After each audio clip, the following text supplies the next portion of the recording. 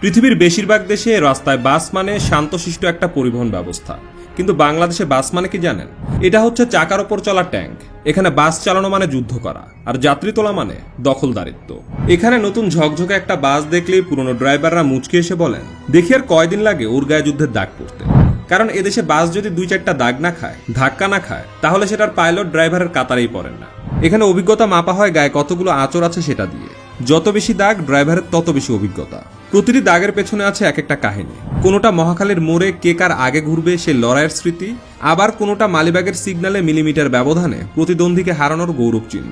ড্রাইভাররা ভাবে এক একটা দাগ মানে এক একটা মেডেল, আর সেই মেডেলের সংখ্যা যত বেশি ড্রাইভারের অভিজ্ঞতাও তত বেশি।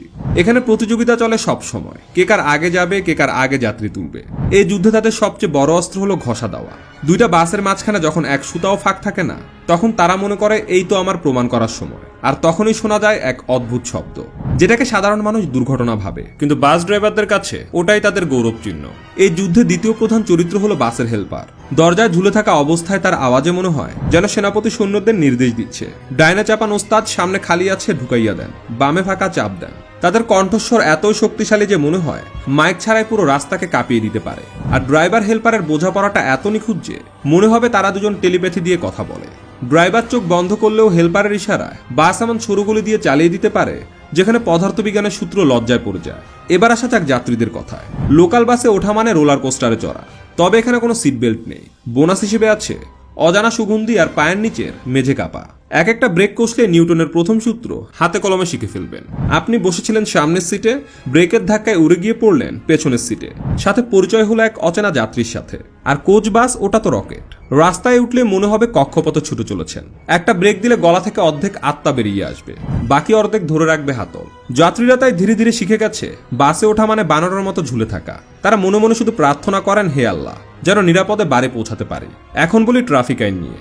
বাস ড্রাইভারদের কাছে আইন মানা মানে দুর্বলতা। তারা মানে একটাই আইন, জোর যার রাস্তা তার। লেন মানা ওটা তো অভিধানে নেই। তাদের কাছে লেন শুধু সাজসজ্জার জন্য আঁকা। এখানে হর্ন বাজানো একটা আর্ট। ছোট হর্ন মানে সাইড দে, লম্বা হর্ন মানে রাস্তা ছাড়, আর একটানা হর্ন মানে হলো আজ হয় তোর একদিন, না হয় আমার। এদেশের বাস সংস্কৃতি এখন এমন এক জায়গায় পৌঁছেছে যে বিদেশিরা পর্যন্ত ভিডিও বানায়, শিরোনাম দেয় the most dangerous bus ride in the world. তাদের মুখে ভয়, শরীরে ঘাম, কিন্তু ভিউ হয় মিলিয়ন মিলিয়ন। বাংলাদেশের বাস তাদের জন্য ট্যুরিস্ট অ্যাট্রাকশন হয়ে গেছে।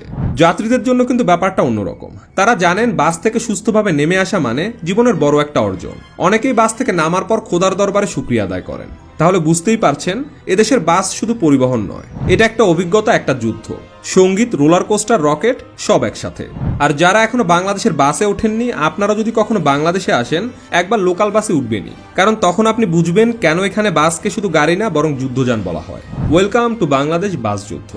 সুপ্রিয় দর্শক, কেমন লাগলো আজকের ভিডিও? আপনার মূল্যবান মতামত অবশ্যই আমাদের কমেন্টে জানাবেন। ধন্যবাদ, ভালো থাকবেন সবাই।